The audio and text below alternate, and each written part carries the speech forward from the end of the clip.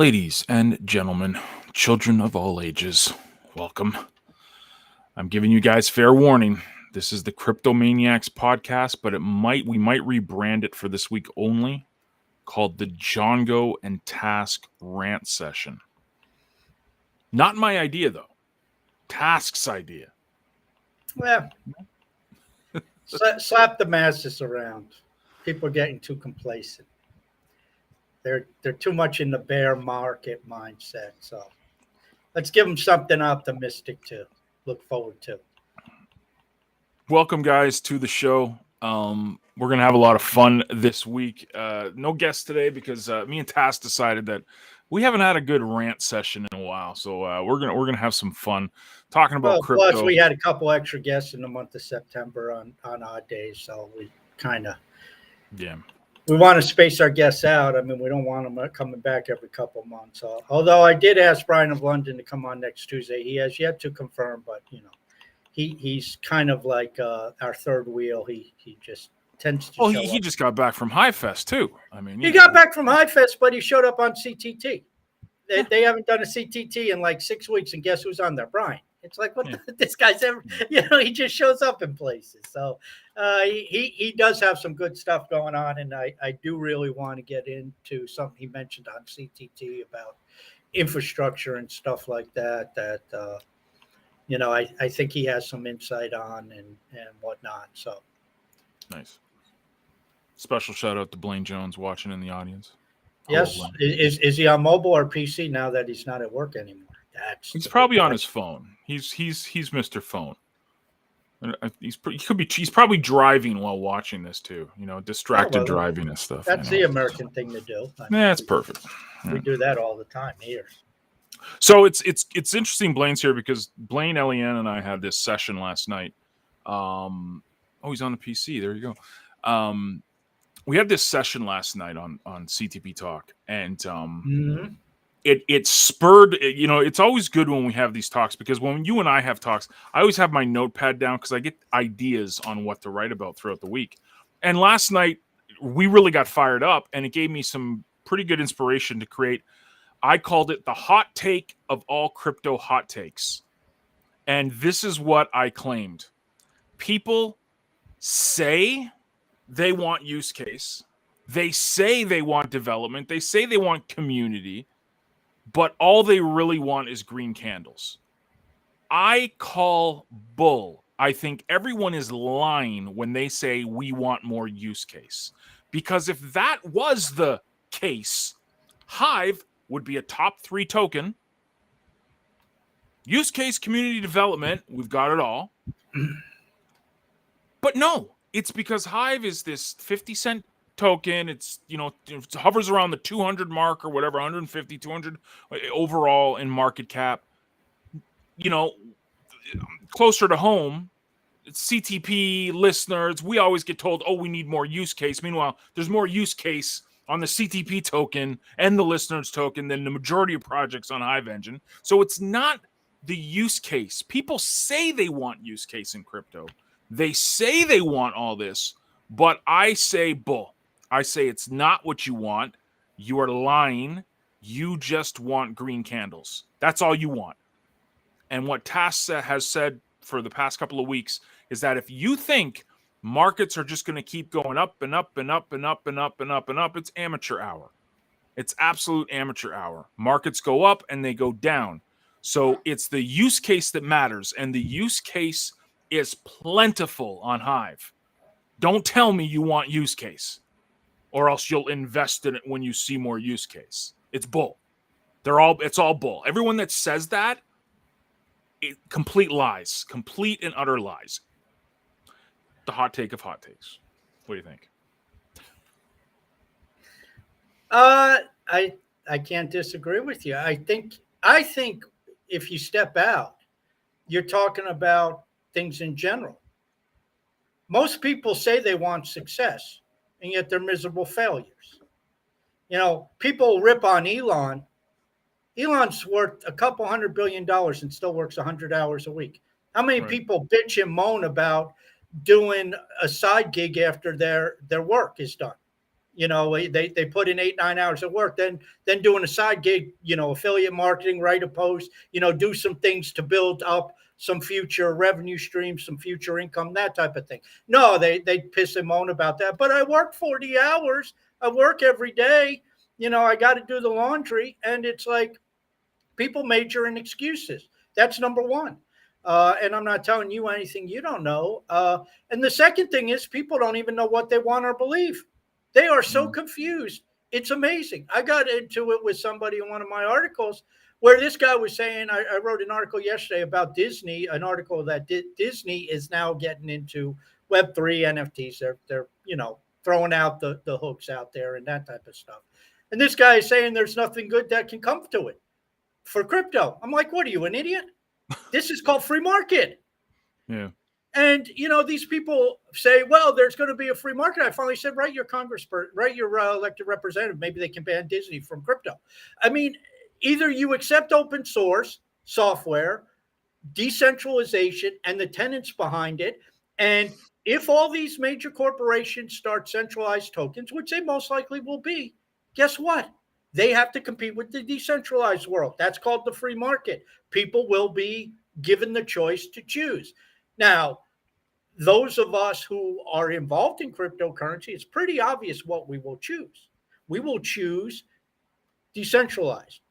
But, hey, if I got a Netflix account and Netflix is giving me some Flix tokens for, having the account and paying them whatever it costs, 8, 9, 10, 12 bucks a month, and I get some Flix tokens, well, I'll take the tokens, sell them. I mean, what do I care? And if people want that centralized shit, fine. But it's like, what are you talking about? AOL was a centralized behemoth in the early days of the internet, yet somehow the internet ended up non-AOL. AOL became nothing. Of course, now we got Facebook and shit like that. So we have to create alternatives to get away from Facebook and shit like that. It's just part of the process. And there's a reason why open source software is the number one software on servers. Crush Microsoft because it was better in the long run. You have more development on decentralized systems. So the idea long-term that centralized can compete with decentralized just doesn't hold water. And my point being is, if going back to what you said, it's people say they want one thing, but they're totally and completely either full of crap and lying, to use your term, or they're confused. Because either you want it or you don't want it. And if you want it with conditions, then you actually want something else. And the point being with crypto, with Hive, with all of this stuff, people say they want opportunity. No, they don't. They want handouts. They want shit given to them. They see block trades with all that stake, and good for block trades getting it. Block trades came in.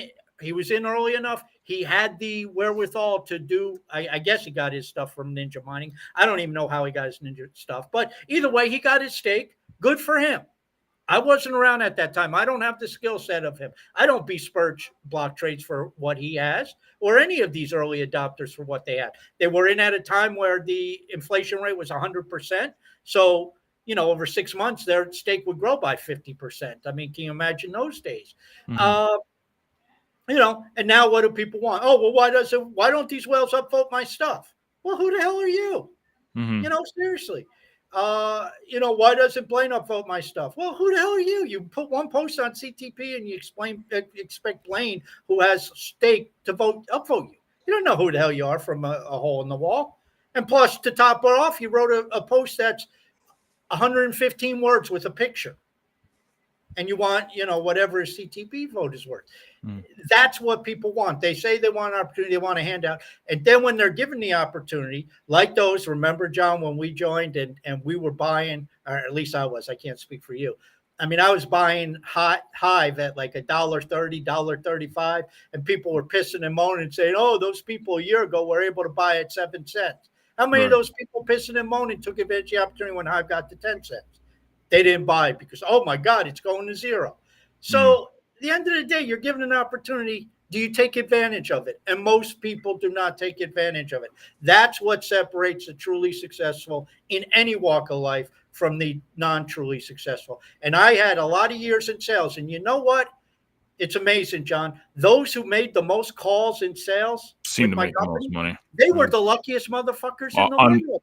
crazy They how made that worked. calls and they got the most sales. They had the most callbacks. They ended up Crazy. pushing the most product. They got the biggest paycheck. They drove the nicest cars because they were lucky sons of bitches. Isn't it funny how that shit works? And this is stuff that, I mean, why do people not see this? You want success on Hive? Spend the next 5 years building and working your ass off on Hive, and you'll be successful. You may not get a lot of high power. You may get a lot of CTP, and maybe CTP takes off. Maybe you get a lot of listeners. Maybe you get a lot of Leo. Maybe you start your own token and make it a screaming success. Maybe you get involved in Splinterlands and you become the next major Splinterlands player. Who the hell knows? Maybe you hop on Hash Kings or Decrops and just kick ass there and help that become a tremendous game. I don't know where the next fortune's going to be made on Hive or even within cryptocurrency, but it's going to be made. And I don't call those early Bitcoiners lucky. You see all the shit they had to go through and the bear markets they went through. And so now, they have 25,000 Bitcoin that they got at, 10 cents. Now it's worth, whatever that works out to, 4 million, or is it 40 million? I guess it'd be 40 million. Good for them. Yeah. I mean, it's like, what can I tell you? It's funny you mentioned that. You're talking about the whales on Hive and, back then Steam. I remember one of the first posts I ever, like, when I first joined this blockchain, what I did is I me and Blaine, we connected and we're like, this is great. This is going to be cool. We can use this for our business. But what I did, I think it was about the first month. The first month, I just poked around and I was a sponge. I wanted to see what the culture was. And what I found, and this was, you got to remember, like when I joined, this was just when the bid bots were starting to really become a thing. Yeah. Right? Like, I mean, a lot of the top witnesses, had bid bots and they made a killing off this stuff. So I was like, okay, I see this. I thought at first glance it was a promotion tool. That's how I looked at it. The only way I was going to get noticed, there was two ways. I was going to either use these bid bots to get my post trending, or I was going to continue to create content and be visible. So for the first month, I was like, how do I do this? How do I do this? So what I decided to do was I did use the bid bots when we first started, because I didn't know any better. And I thought this was a great way to promote your posts. But the other part of the equation was I kept creating every single day. And one of the first posts I ever did on the blockchain, I'm paraphrasing, but it was like, the whales don't owe you a thing. That was what the post was. Because I saw in the brief time I was on the blockchain, the recurring whine was all of the whales got all the big upvotes and they're not upvoting me. They're not upvoting me. Dude, I'm 5 years into this. I still don't get upvoted by all the... I might get a vote here and there. Like they call me Dan, throws me votes here and there. But it's not... I'm not owed it. You know what I mean? Like this mentality, like you said, people want handouts. They don't want to work for it. They don't want to actually say, you know what? Instead of, after I get off my 9 to 5, instead of putting my feet up on the couch and watching reruns of Seinfeld on Netflix for 4 hours... I'm going to spend 30 minutes to look at some posts. I'm going to spend a couple minutes on listeners to promote and read what other people are doing, do some curation, and maybe I'll spend 30 minutes to an hour. So 30 minutes an hour of that 4-hour time slot that I have, I'll work on my business, my Hive journey. No one wants to do that. They want blockchain's got all these millions of high power. How come he's not upvoting me? It's like, no one owes you a thing. Not a single thing. But if you do take the action here, if you do show up and you do put in the work, you will get noticed. I guarantee it. And it may not be, just to jump in, it may not be by Hive whales. It may be by a Leo whale or CTP whale. Maybe get on One Alpha's radar. He has a shitload of Leo. So does Cal. Maybe Blaine and Eliana notice you in CTP. And people say, well, those tokens aren't worth shit. Okay, well, there's another moronic mindset, because you may be right. Maybe now they're not worth shit, but 5 years down the road, who the hell knows? I mean, all of a sudden CTP could be worth, what's it now, a couple cents? Maybe it's worth $1. Right. Well, now all of a sudden those 40 Are CTP you just got, lucky, right? yeah. Now They're all of a sudden lucky those then. 40 CTP you got down the road, that's a $40 vote. Well, shit, that's a nice payday on an article.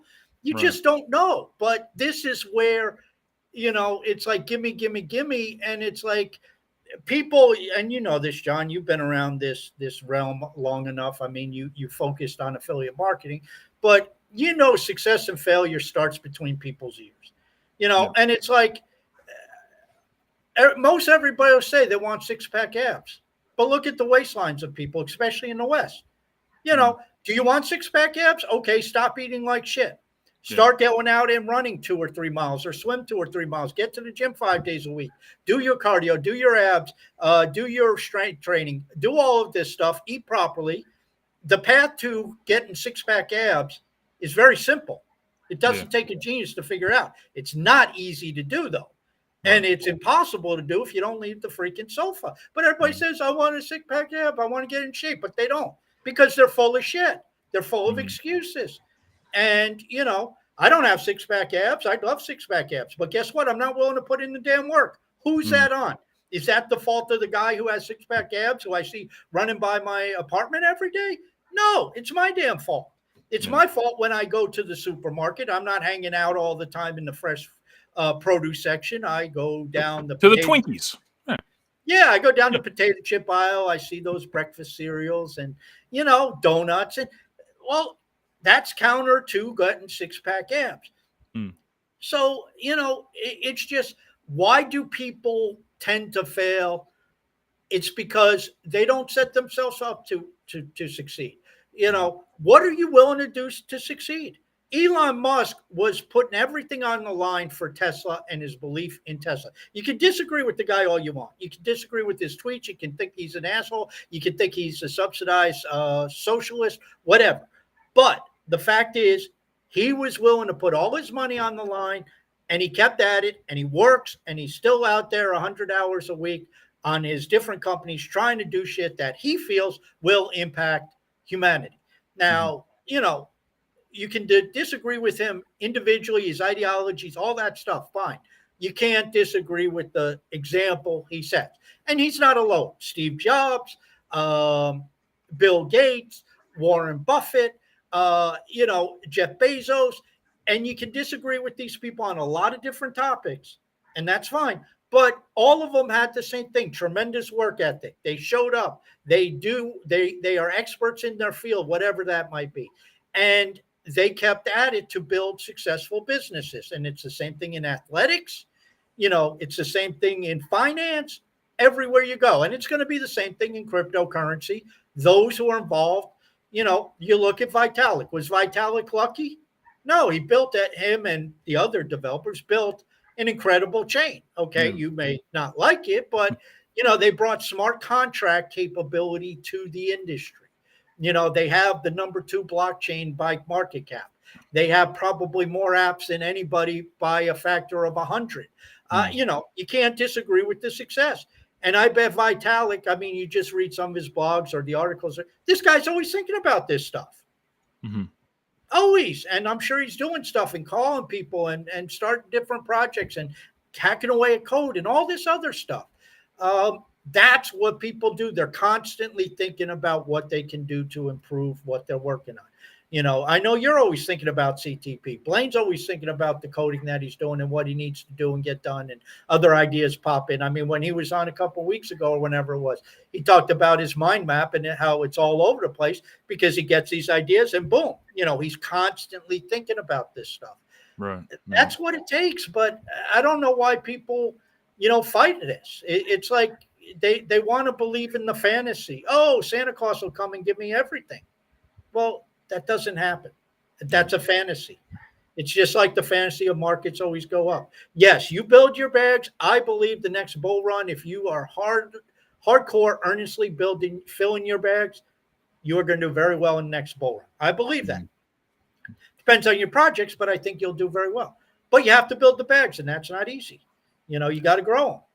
Have you Have you heard of the Malcolm Gladwell 10,000 hour thing? You heard about that? Yeah, I don't buy it. I mean, I buy the concept, but I don't think you need 10,000 hours. Right. It's the concept, right? The concept, and me and Blaine have talked about this countless times in some of our seminars, and we do the math on it, and it's like it's like 20 hours a week or something like that for 7 years. I think that's what the math turns out to, or something like that. It's around that, but it's not spending 1 hour a week. That's basically the message behind it. And we always say this: if you have, like you said, success starts between the ears.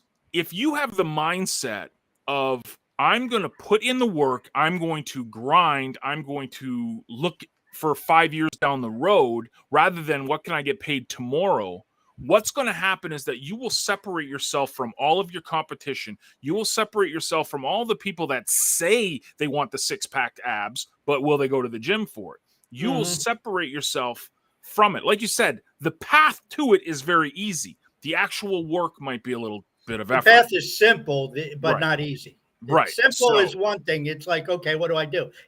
There's the 5 things you need to do. Now, not doing it is not always easy. Yeah. And that's what takes everything. Here, I'll go one step further.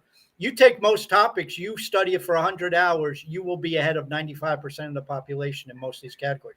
If you and I spend 100 to 150 hours, John, studying bridge building, we will know more about building bridges than 99.99% of the people out there.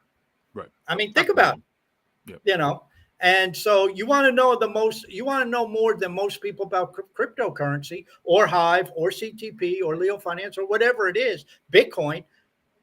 Spend 100 hours, spend 200 hours, spend 300 hours, and you will be, for the whole population, one of the most knowledgeable people out there. Now, obviously, there's people who will know a lot more about Bitcoin than you because they've been using it, studying it, following it for years. So they will be well ahead of you, but you're going to be ahead of the person who just popped into the industry yesterday. And that's the point. You have to put in the effort. What are you reading? What are you studying? Are you spending your time on Twitter talking about bullshit, talking about politics that, nothing ever changes? We know, okay, you throw one set of crooks out, you get another set of crooks. Just they got a different letter after their name and a different party they're associated with. But not all they care about is getting reelected and line their pockets. We know that. They want power. They want control. So, instead of talking that or talking sports, I mean, I know you love your Bills, and that's a cool thing. It's a way for you to relax. But, it's if you spend all week talking about the Bills, it's like I was watching a video and the guy said, listen, and this is nothing new, but it talks about the you are the sum of your 5 closest people you spend friends. Time with. And he says, if you're hanging out at he's from Europe, if you're hanging down at the pub and watching football, soccer, and drinking every night, where the hell do you think you'll be in 5 or 10 years? You're going to be the same place with the same idiots doing the same thing. And it really comes down to that. If you're spending 4 or 5 hours a day on Facebook, which according to stats, that's not uncommon, where the hell is that going to get you? Yeah. Now, if you spend watching the Seinfeld Netflix reruns, and of course, there's nothing wrong with once in a while kicking your feet up. Oh, I'm tired. It's Friday night. Okay, I'm not going to do anything. I'll watch three hours of Seinfeld reruns and just veg out. Okay, what cool. But the next day you get off your ass and you go to the gym or you go work out or you go spend time with your kids or spend time with your spouse or do whatever the area you want to improve on. And this is the point. Making money, you have to make it a priority. And if you're going to want to make money in cryptocurrency, you got to make it a priority. If you want to be successful on Hive, you got to be committed to it. And that takes time. And people say, well, what's the secret to what you've enjoyed on Hive Test? I probably put more fucking words on the blockchain than most anybody else out there. I still do. I mean, I'm in Leo Glossary every day, and I'm not even getting rewarded in that. But I'm building this database. I'm constantly typing and putting information on the damn blockchain. That's what it takes. Whether it's comments, whether it's threads, whether it's a blog post, whether it's a video, whether it's helping others, whatever it is. I got a Discord going with Starkers. I mean, he keeps winding me up about money and all this other stuff with the central banks. And last night I didn't even write a post because I wrote a damn book for him about some stuff that he needed. That's the stuff you do. It's like if you find people and you have an area of expertise, all of a sudden, if they recognize it, they'll start asking you. You give it to them freely. Yep. Now will I get anything out of that from Starkers? I don't know. I mean, he supported me. He's had me on CTT.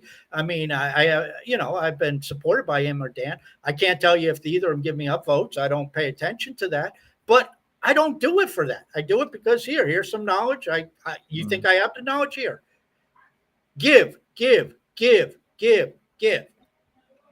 I heard another guy say, you want to become a billionaire? Find a solution to a problem that a billion people have and serve a billion people. And you know who did that? Mark Zuckerberg. He has more customers than anybody else in the history of the world. He's got like 2.8 billion people on his platforms. Nobody in the history of the world has come close to serving that many people. And the guy's a billionaire. Now you can say a lot of stuff about Mark Zuckerberg, and I'll probably agree with you, but you can't argue with the success and impact he's had. Yes, you could say he uses his platform in a not so beneficial way for society. Okay, that's all legitimate. But the simple fact of the matter is, look at what he's created. And he became a billionaire in the process. Is he a nice guy? I wouldn't say so. I think he's kind of a scumbag, but that's just a personal view. But he's successful. We got a couple questions from Zach. This is great because this kind of goes to what we were talking about when we first started the show. But let's hammer this because this is great. He says, I see Arcane Bear and other crypto channels talking about Web3 gaming opportunity all the time, but Hive and Splinterlands is never mentioned. Why do you guys think that? Two reasons. One, the rant that we had at the start of the show, because no one cares about use case. Because if you did, Splinterlands is the most played and most used blockchain game on the planet. So it's not about use case. It's not about community, because Splinterlands, and development, because they've got everything. Because Splinterlands isn't built on Ethereum. That's why. That's it. That's the only reason. Because I guarantee you, Splinterlands, I don't know if it even could be built on Ethereum, but if it was, it would be talked about everywhere. That's the first reason, because people don't care about use case development community. They care about the price of the token. And Ethereum is the number 2 token in the world. So it's up there. It's the banker coin. Everyone knows it and loves it. And the merge happened last week. Yay, yay, yay. That's number one. The second reason is that a lot of these danantanas, and that's what I'll call them, the influencers, are paid shills. That's all they are. They're absolutely paid shills. And most of these crypto projects, not all, but the majority of them are centralized, which means they have VC funding. Those VCs, the money that they raise goes to pay for these danantanas to talk up the games.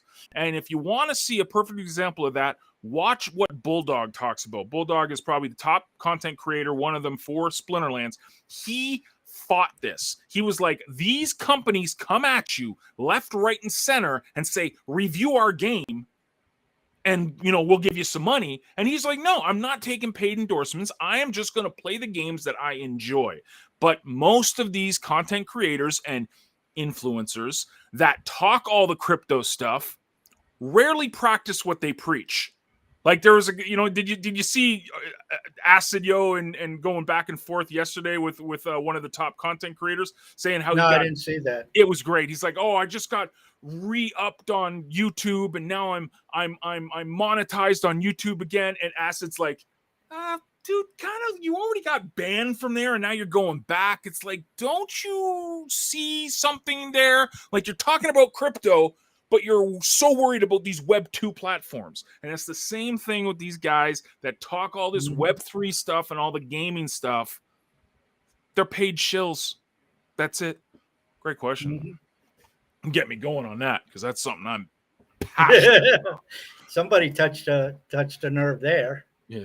You want to touch on that? Because Zach's got another question. I to that one, you got it covered. I can't add anything. That I think you nailed that out of the park. So good job on that one.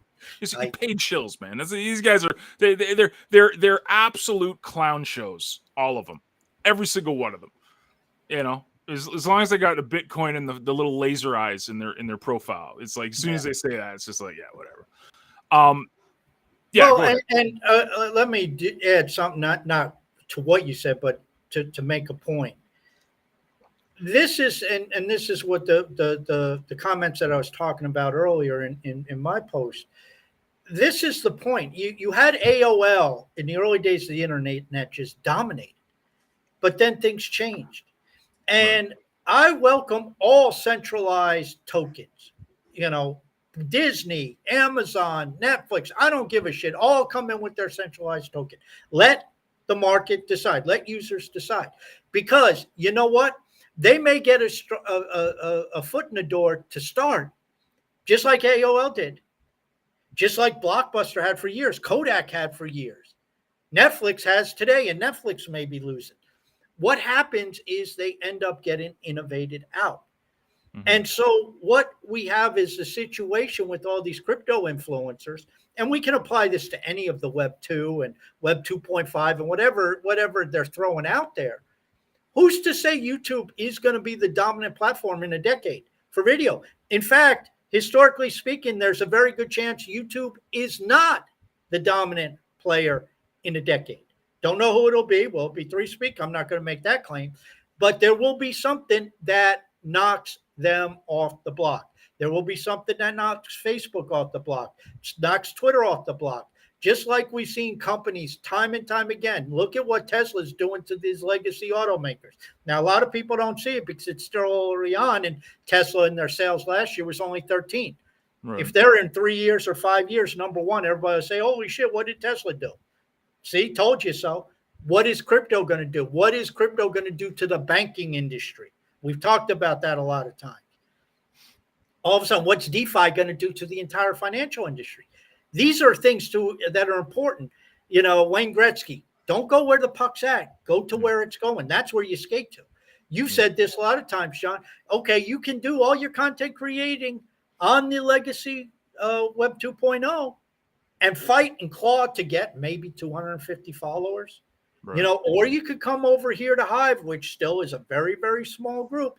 Nobody knows about it, and work your ass off to get noticed. And I'll give you a prime example, Jimmy Adamas. I don't have the relationship with Jimmy you did. I didn't know who the hell Jimmy was 6 or 7 months ago. I really didn't know Jimmy till List Nerds, to be honest with you.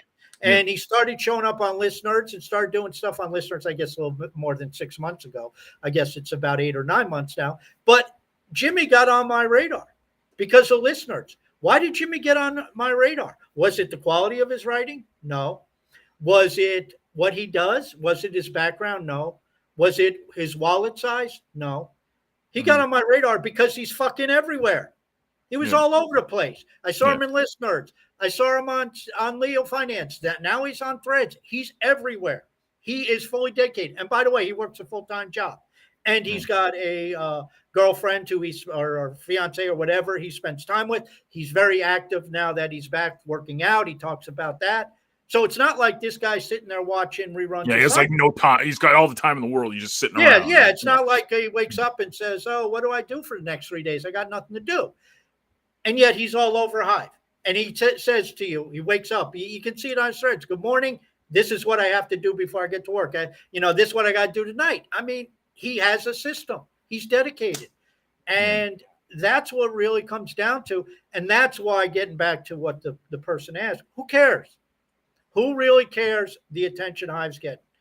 It doesn't really matter, because you know what, to be perfectly honest with you, the longer it takes, the better prepared we are for it. You know, anybody watched Howoo's and Block Trade's presentation at HiveFest, you see, which, it's only come to my attention the last month or so, how big this hard fork turned into and how impressive it is from a technical standpoint. And I don't understand all the technicals, but I understand a little bit.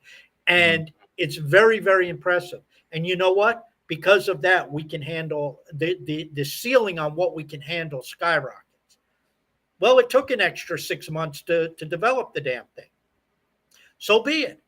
Yeah. But it's better to be in our situation where our ceiling keeps getting higher and higher and we don't have the users, versus Ethereum, which CryptoKitty just crashed the whole damn thing because all of a sudden they got, 100,000 users or whatever, and the system couldn't handle it. So I don't worry about, all this stuff. Oh, we need to market. Who cares? Keep building. CTP will market when CTP is ready. You guys, I'm sure, will put together a hardcore marketing campaign when you have your ducks in a row. Right now, it's development time. It's not marketing time. And, I don't know, maybe you guys will hit a nerve somewhere and get, 10 or 20,000 people to come on to your applications. You have the knowledge and background and capability of online contacts, getting the contacts and getting them to take action. So you got 20 years of history in that, Olson. So you do it. But why do it now when Blaine is still trying to get the databases right, and he still has to code the applications, and has 3 months of coding before he gets to the point where he catches up to where he can start thinking about new stuff? Why do that? Because people don't care about that. They care about the green candles. Exactly. CTP. And if the green candle isn't there every day, they get grumpy. And this is the plague that is cryptocurrency.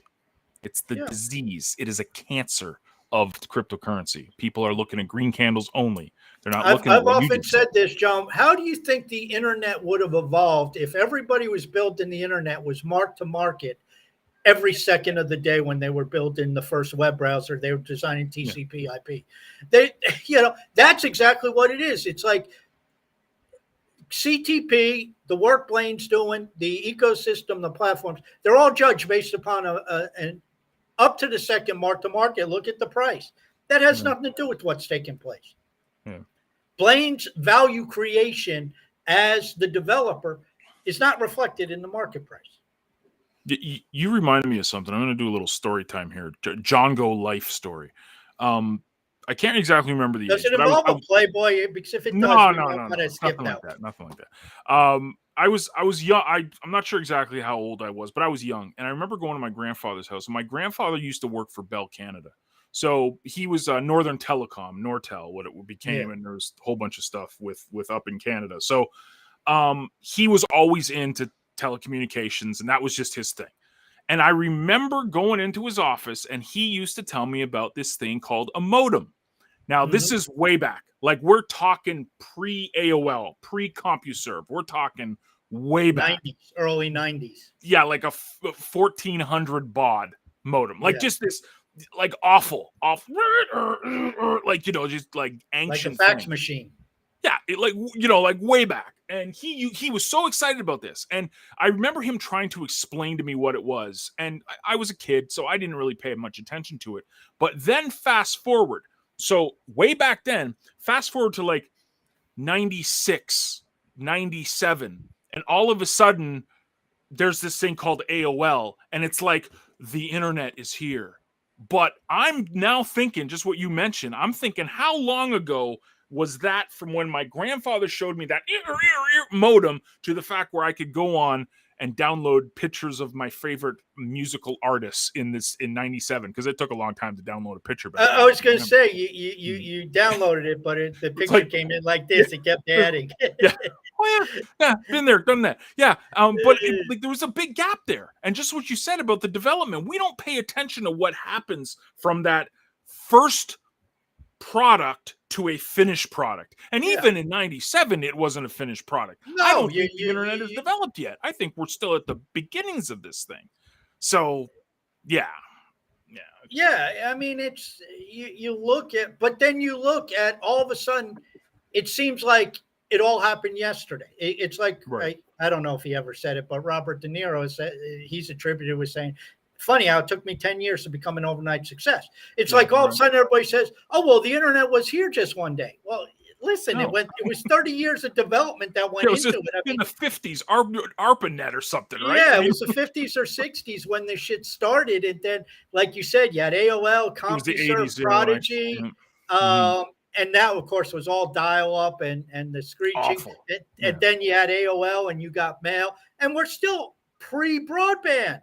We're still talking Lyco search engine. We're still pre-Google. Then you get the Googles. Actually, I guess you got Yahoo. Then you got Google.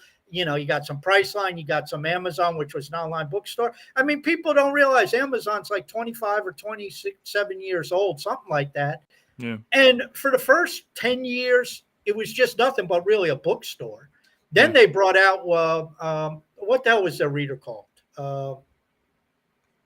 Yeah, they had the Fire, little Amazon Fire. Well, that's what it is now, but it was. I know what you're no, talking about. The tablet one. I know. Yeah. yeah. Then they had that. And by the way, Amazon, if you look at their numbers, they fucking lost money till like 2016. Same They with didn't turn Twitter. a profit. I think Twitter still loses money. Well, yeah, Twitter's Mm. never turned a profit. But Bezos had a plan. Kindle. That's Thank it. you. Thank you, Zach. Yeah. Bezos at least had a plan. He was picking up market share. And then, of course, once they started turning a profit, it exploded. It took Amazon 25 years to become one of the top companies in the world. Apple, most people aren't old enough because most people, or they don't think back far enough. They remember the iPhone. Maybe they remember the iPod. But people forget that Apple was just a very niche computer company and not highly successful for that. I mean, it was successful with graphic artists and stuff like that. The Apple But it was II, a high man. end. It was a high end niche computer company that their laptops cost like $3,000. And Apple started in the 70s. And it took them 30 years to get the iPhone. Yeah. There was a company before the iPod and iPhone. Like an entire company. And so when you look at this and you say, well, why isn't anybody picking up on Hive? It's been 30 months since the blockchain was in our hands. We forked 30 months ago.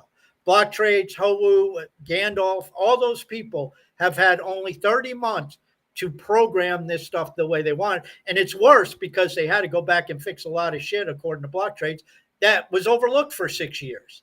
Right. So they're doing that. They have a tremendous upgrade coming, not so much for us users and in terms of the features, but from the technical standpoint, okay, it's due to go. I haven't heard if they delayed it or not. I don't know how testing's going, but at HiveFest, they said it's targeted for the 11th.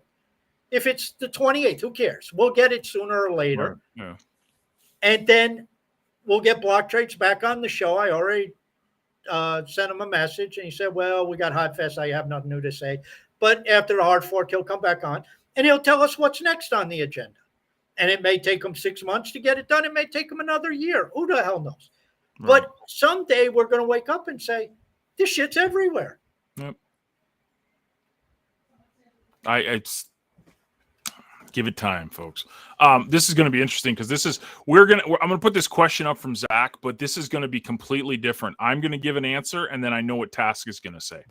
So what crypto-related book would you both recommend as your number one must-read? For me, there's a few. Blockchain Revolution by Don Tapscott. When I read that, I think it was written in 2016, 2017. I think it was 2017 it was written. That's when I first learned about smart contracts. When I understood, that book was really good at breaking it down in simplest form what a smart contract was. It was light bulb moments for me. I was like these aha moments going off when I read it. But again, and this is where it's going to feed right into Task, it's dated. It's from 2017. So that's, 5 years ago? Probably 6 years ago, if they probably wrote it the year before it was published. So that's really old technology. And there's a few other books that I really enjoyed.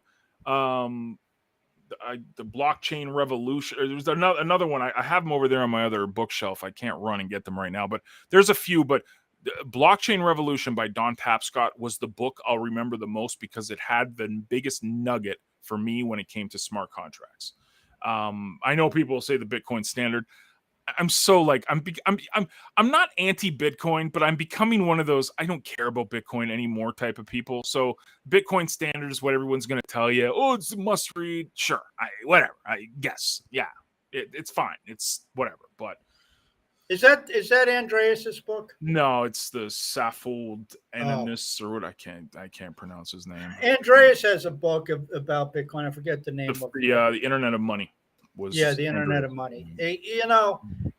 Here's the deal, and John did set it up on a tee for me. Thank you.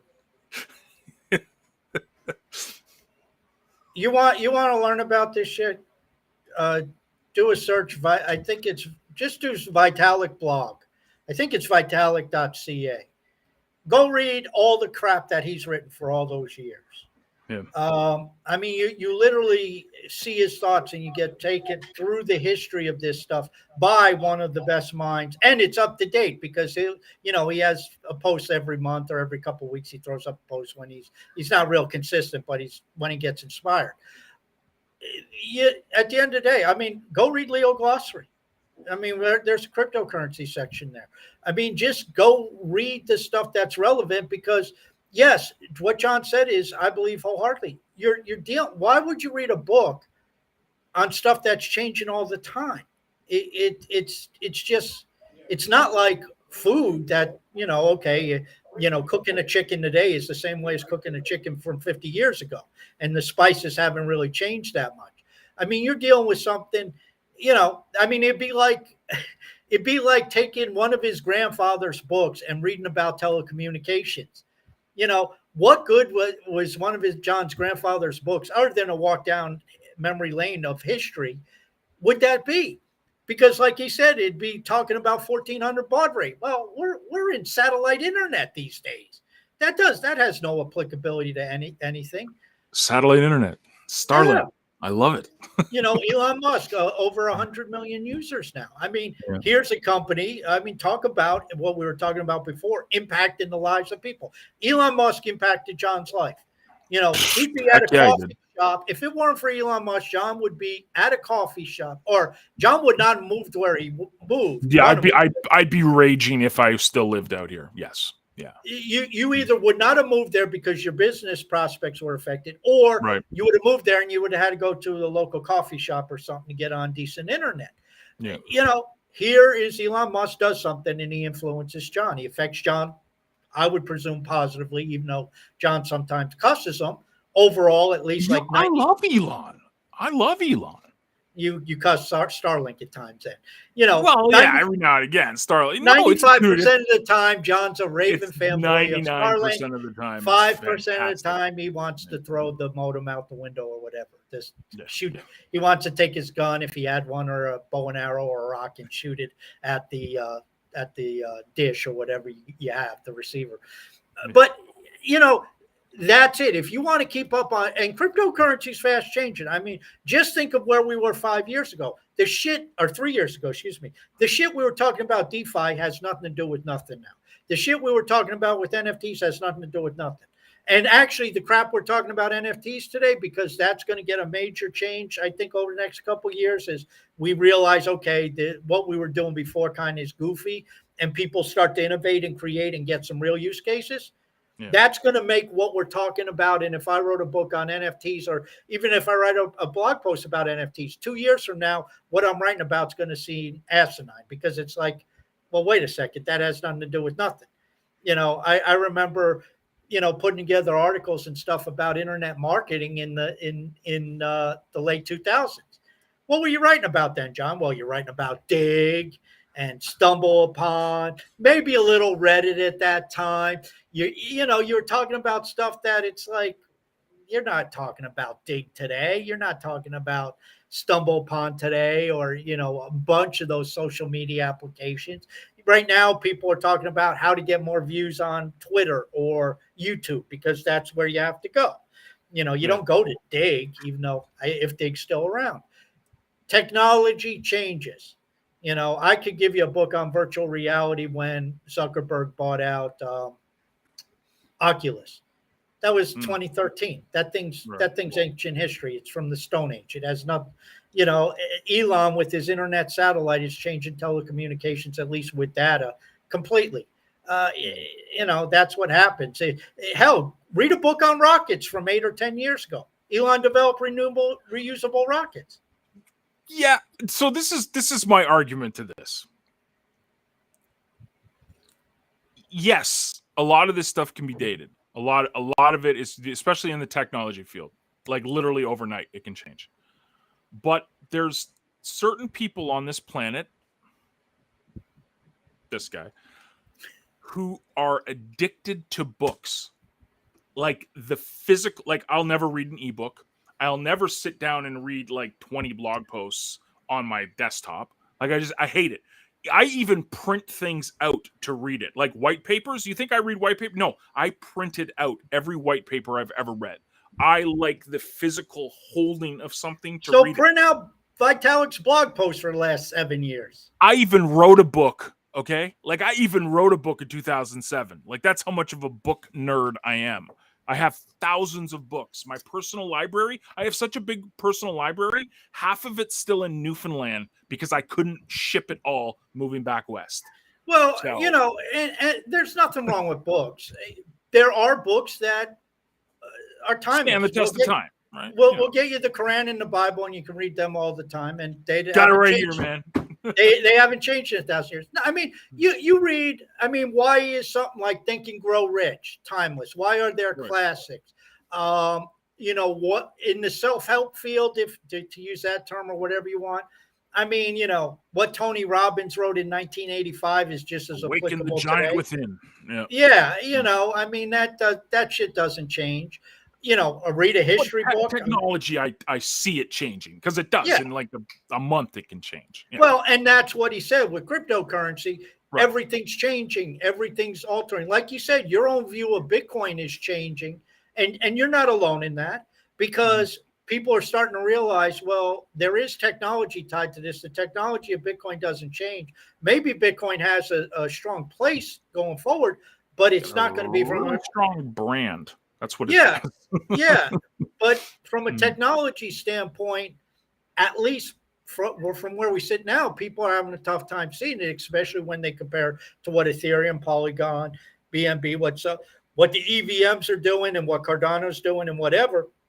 And whether you agree with all these changes or not, the bottom line is there does appear to be technological advancements taking place, good, bad, or otherwise, and people don't see that with Bitcoin. And that's why when you get into the technology realm, and I follow technology, you know, and engage technology for, you know, over 20 years now, and I don't get any of that shit from books. I get that stuff from relevant information. And I will read older articles to compare and contrast to get an idea, especially if it's something I'm trying to judge the pace of change. But outside of that, you know, I don't think a book in 2017 about blockchain or cryptocurrency has much relevance unless you're talking about the tenets, unless you're talking about the freedom, unless you're talking about the monetary system, unless you're talking about the banking system. Now, those things are still in place. So if it talks about that, that brings a different dynamic in, because that has, I don't want to say necessarily timeless, but it's not quite as time sensitive. Right. But, you know, it's like if John wrote a blog post about Hive back in April of 2020, a lot of ways that has very little relevance to the way things are today, because a lot's changed since April of 2020. I mean, with the technology, with the ecosystem, with, you know, I mean, in 2017, you wrote a book about Hive.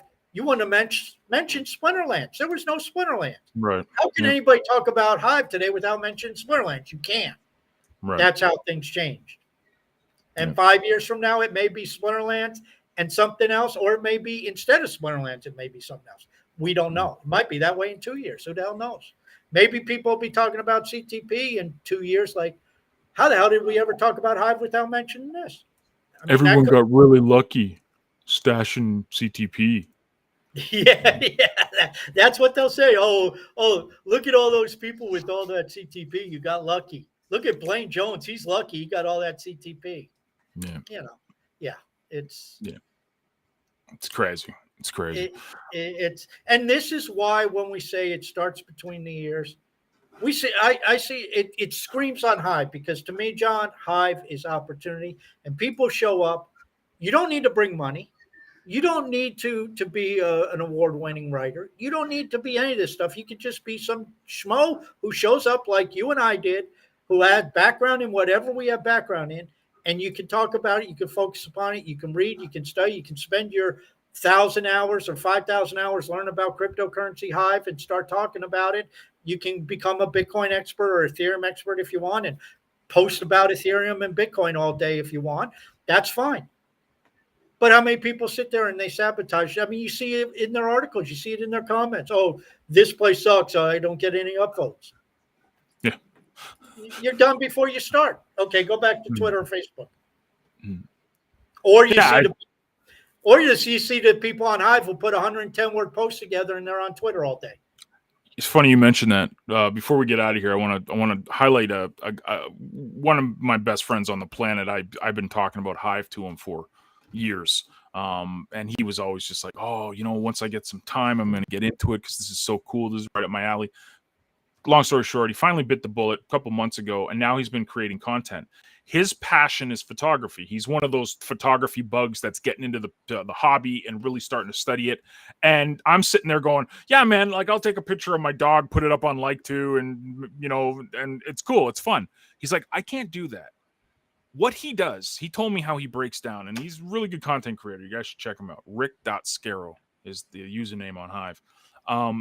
He said he spends probably 4 hours when he's doing these posts because he takes all of the pictures, he dumps them, he edits the pictures, but then what he does is he puts about 1,500 words to the pictures. Like he'll put a whole bunch of pictures that he takes, but he's found, and he got massive upvotes this past week. OCBD upvoted him, Rancho Relaxo upvoted him, like Trafalgar upvote, like all of the big accounts were upvoting him because he's found that if he just puts a little post up, one picture with 100 words, and it's like a regular post, not unlike to, just like a regular, he won't get anything. But if he puts the effort, he said, and this is a guy who's just doing this as a hobby, just having fun with it, but he's already figured out how to, going back to the start of this show, he was a sponge and he saw with the community, the culture that was here. And the culture is, for better or for worse, until Like To becomes a prominent app and all of these, short form contents, the culture on Hive is still put out the quality, put out the big articles, put out the 1,000-word articles, put out the multiple pictures, not just one picture. Just know the culture. Know the culture of the different apps, the different communities, and keep showing up. So yeah. I mean, there is somebody who tapped into. I mean, personally, for me, I don't care.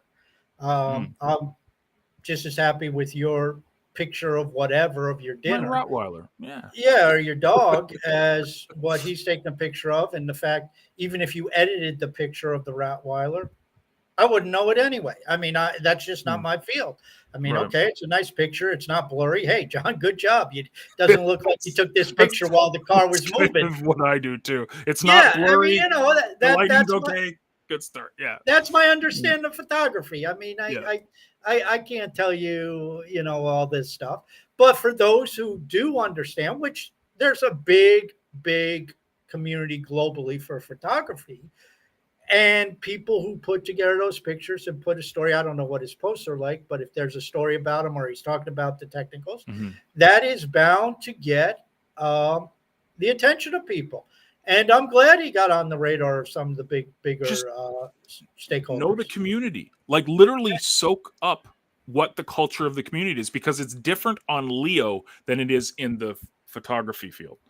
Completely same blockchain, completely different communities. So that's just something, to use. Yeah, I mean, you got to, if you're looking for high votes, you got to tickle the fancy of the guys you just said. If you're looking for CTP votes, you got to tickle the fancy of Blaine and Eliana and some others. Well, there's going to be different things. I mean, if that guy put on CTP a 1,500-word post with edited pictures, Blaine might just roll his eyes and say, "I'm not reading all this shit. I don't have time for this." He may not care. It's like, why did you do that? That's a terrible use of your time. Right. I don't know what triggers Blaine in that regard, and that's the difference. So, you operate within a context, or Blaine may just take the approach, that's all well and good, but we don't give a shit about your hobby. I mean, we're here to talk about business and making money. If you write a post about how you make money with your photos, then Blaine may be stimulated to give an upvote. I don't know. So, these are things that you said, if you understand it, it's not going to be the same. I know very little about how to make money in Splinterland. You've talked about it for months. I don't follow it. We have guests on. They understand it. It's a different culture. It's a different mindset. You got to look. Hell, you even relayed how your mindset changed because you got into the playing. You went Yeah. from just being an investor to a player, and now you've had a shift in your mindset because you had to adapt with what you were doing. That's what it takes. You got in as a player now, or focusing more on the playing. Now you had to learn about a different aspect. So you go to Bulldog, you go to the people, know, you follow them, and you say, oh, okay, I need these cards instead of these cards. Even though it may not be the best ROI from an investment standpoint, it helps me in my gaming. Yep. That's what it takes. But you have to put in the effort, the time. You have to watch Bulldog's videos. You have to find out who the hell Bulldog is. You have to watch CryptoManiacs. So we tell you who Bulldog is. We get Bulldog on, and then you go find Bulldog's videos. If you sit there and say this place sucks, good luck to you. Go to Facebook, go to Twitter, have at it. Make Zuckerberg even richer. Make Dorsey even richer. Or maybe Elon Musk if he buys Twitter. Who the hell knows what's going on there? And do your thing. It's an opportunity. It's not a guarantee. John said it early on. The whales owe you nothing. Nothing. Whether it's the whales in the tribes, whether it's the whales in Splinter, well, I guess you could say in Splinter Talk, there's whales. I'm kind of a whale in Splinter Talk. I almost got 1 million SPT stake now. Okay. And you don't upvote any of my stuff. Well, you don't put the SPT tag in, man. Well, I don't post anything that's relevant to SPT. That's what I'm saying. I mean, it's like, but and there's a prime example. John's a whale in a tribe that I don't have any association with because I'm not writing Splinterlands content. But there's plenty of people who are interested in Splinterlands who can put together great posts who John will upvote in Splinterlands.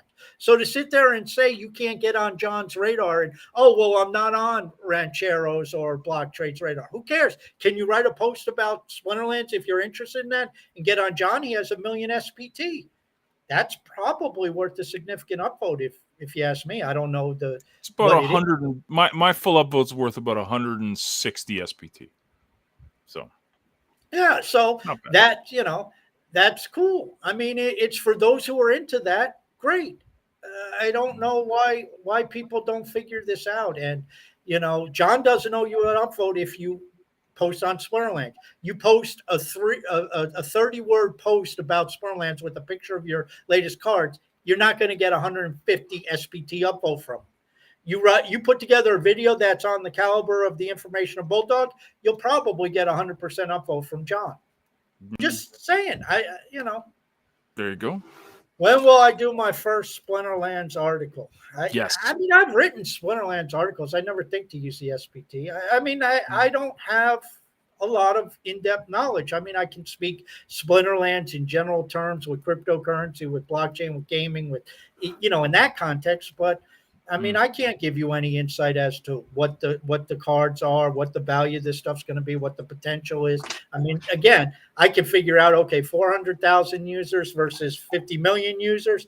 Okay, there's some potential, but what cards or what gold foils people should have or what they should do for strategy, I don't have any knowledge. So, I mean, I would just be, for the most part, tag spamming, and that's not right either. So, I mean, if I don't have anything solid to contribute, I avoid that tribe. I don't go to the photography tribe if there is one.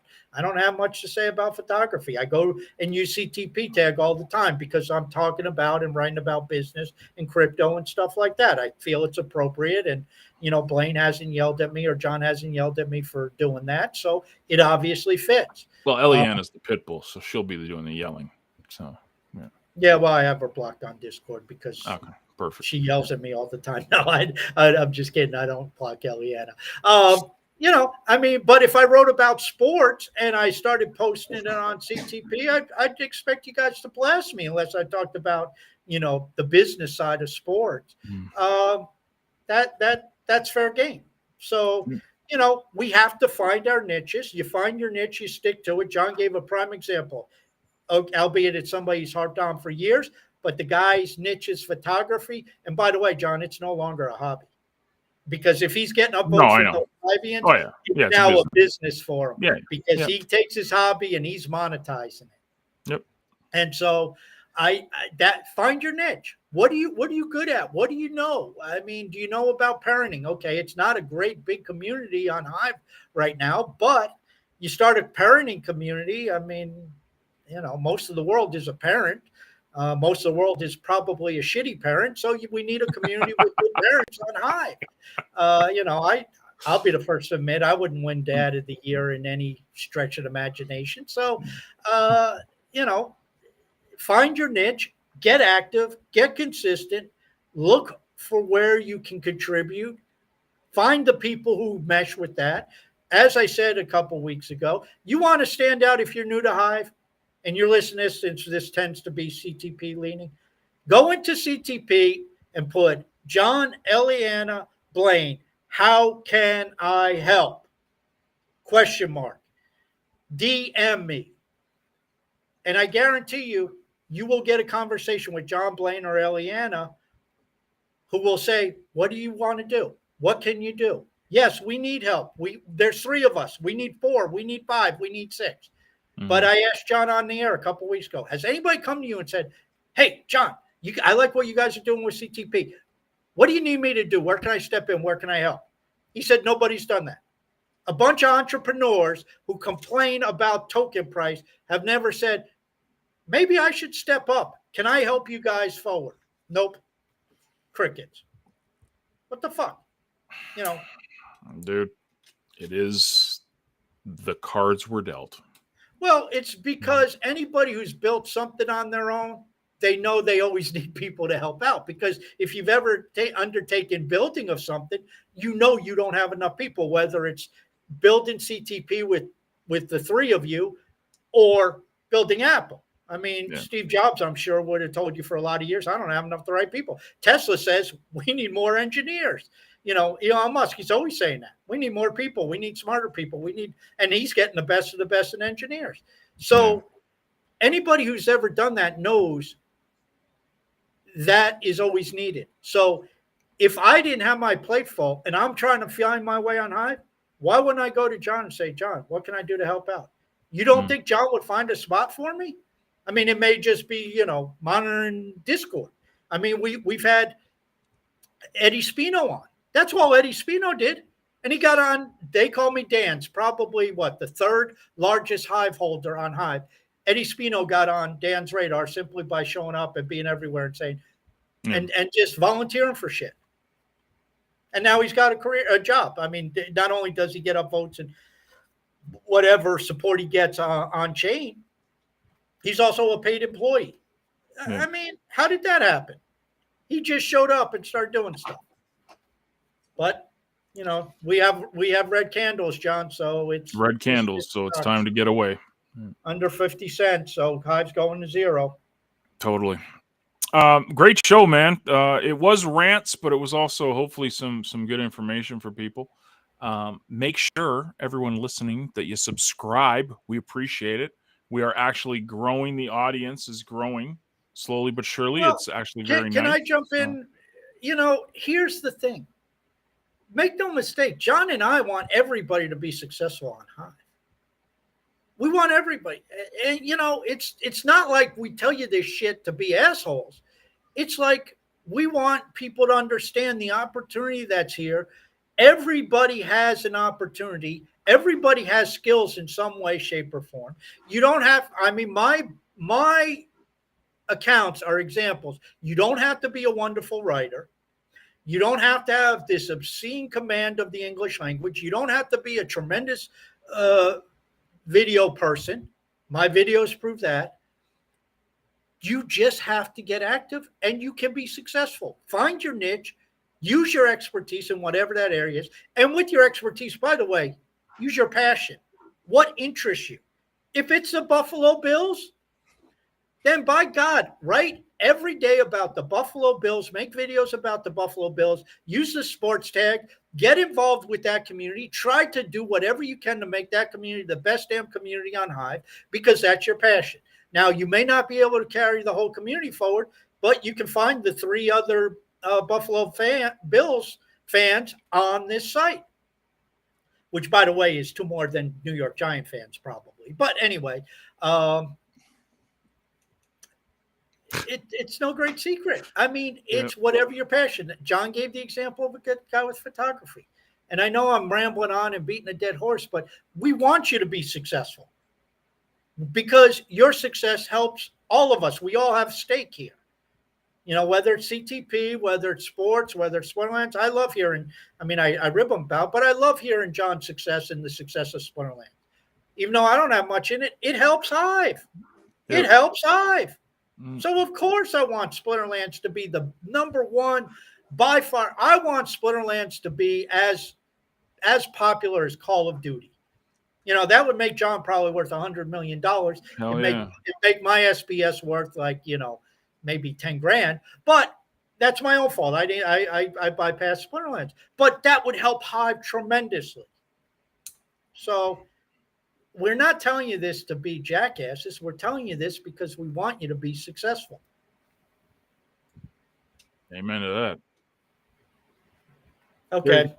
What do we do on Friday? Oh, we got question and answer rant. I mean question and answer day. Yes, question and rants day. Question and answer day. Yes, thank you guys. We'll make sure the post is up on CTP Talk is the account. Sorry, CTP Chat is the account, and we'll get those questions out for you guys. Be good to each other. I got some packs to open, man. It's Rift Watchers Day. Splinterlands. Let's go, baby. Time to get some gold foil legendaries. Have a great day, and we'll see you guys on Friday. Ciao.